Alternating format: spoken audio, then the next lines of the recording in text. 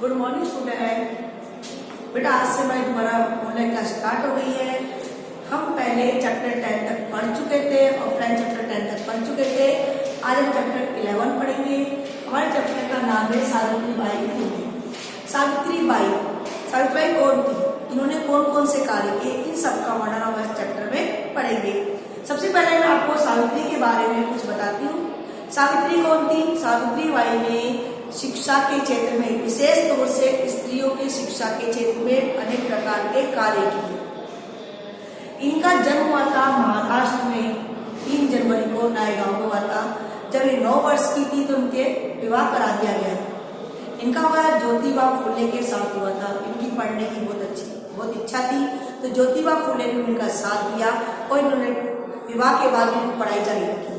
उसके बाद इन्होंने सन 1848 में अपने पति ज्योतिबा महोदय के साथ मिलकर महाराष्ट्र में पहला महिलाओं के लिए विद्यालय खोला। महाराष्ट्र में पहला कन्याओं के लिए विद्यालय खोला। उसमें महाराष्ट्र की कन्या ही पढ़ने के लिए आती थी।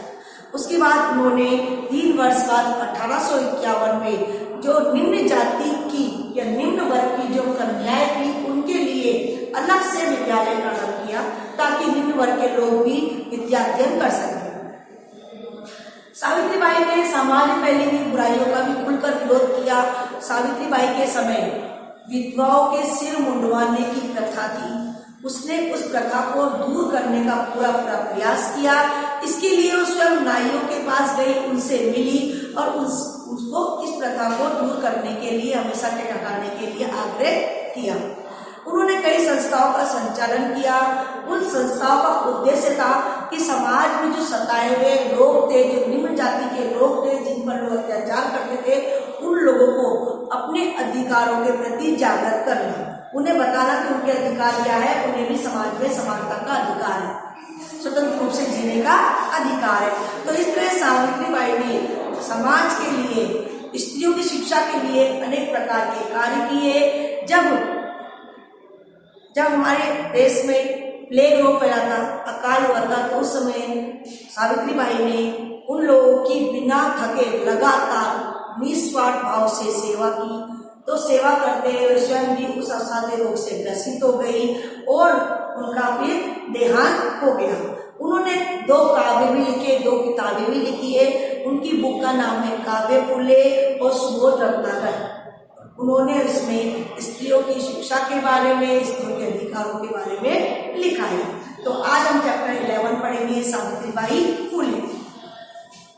देखिए, ऊपरी निमित्तम चित्रम पश्यत, ऊपर बने हुए चित्र को देखिए। चित्र दिया हुआ है, इसमें पिक्चर दी हुई है, इस चित्र को देखिए।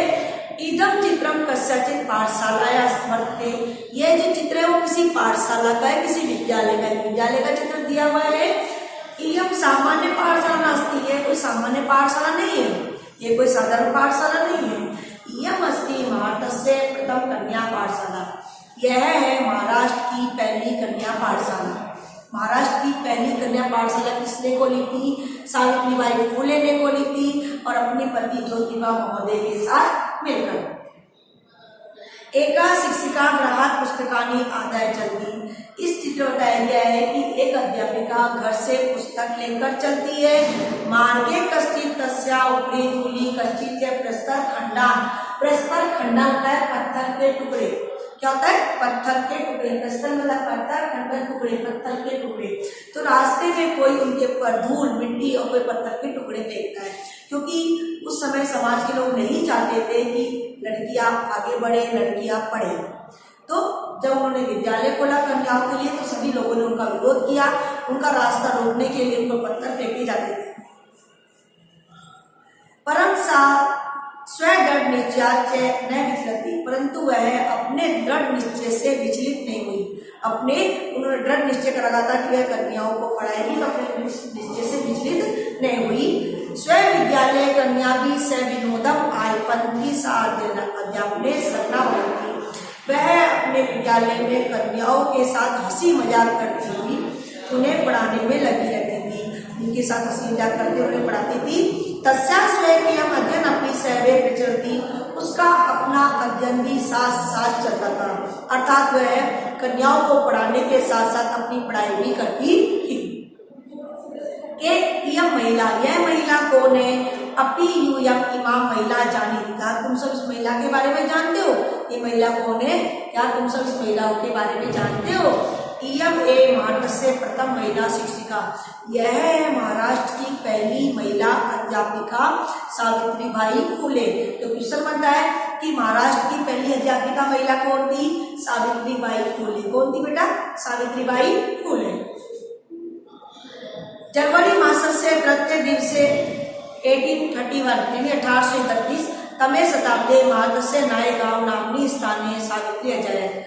3 जनवरी 1831 में महाराष्ट्र के नायगांव में, कहां पर? महाराष्ट्र के नायगांव में सावित्री ने जन्म लिया।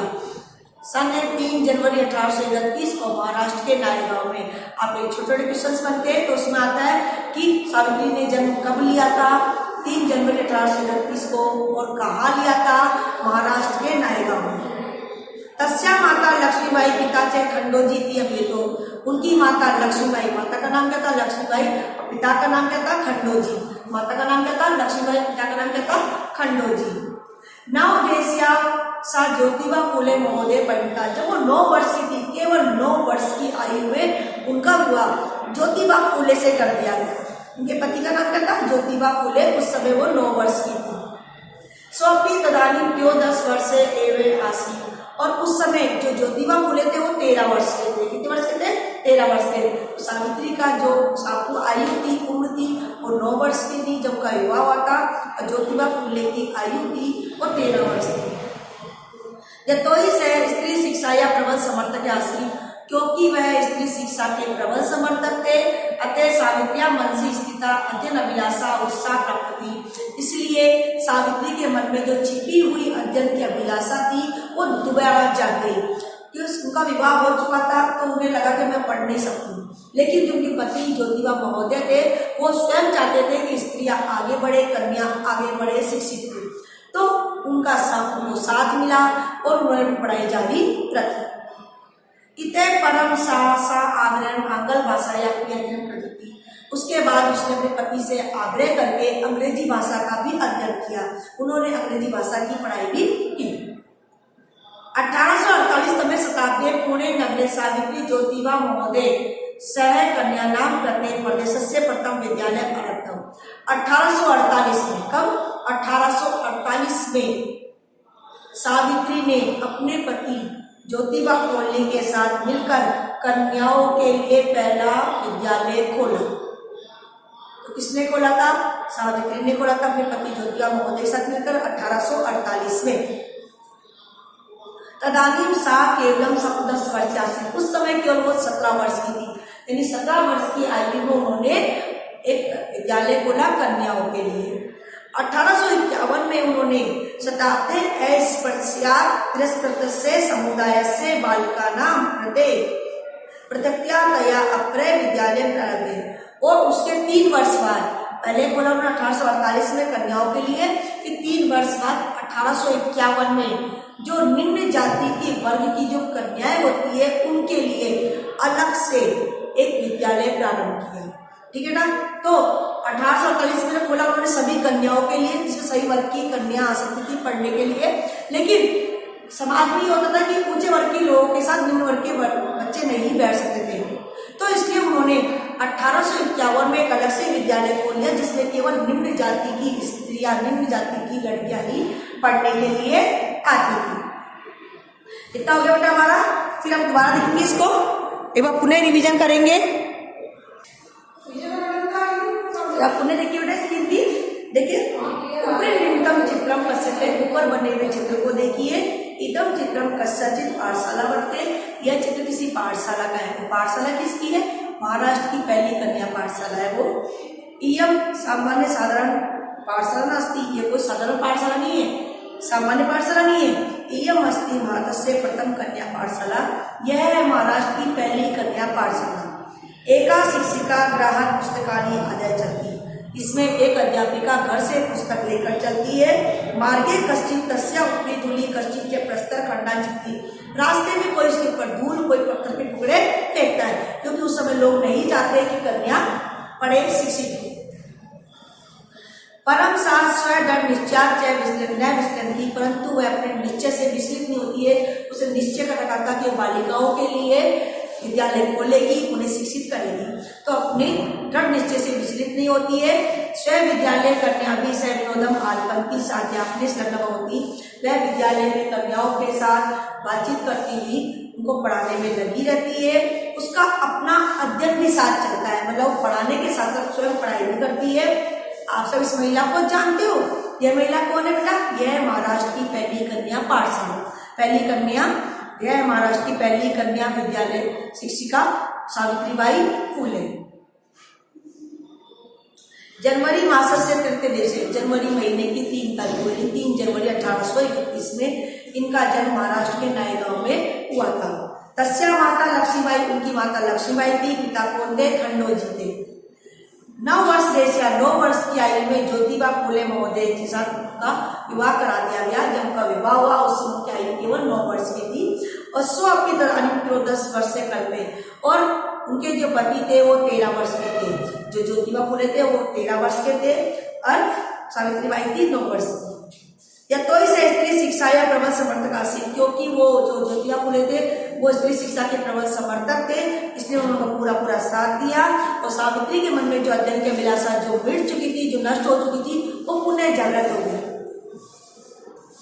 इतने परे से आग्रह आंग्ल भाषा अपनी अध्ययन करती थी।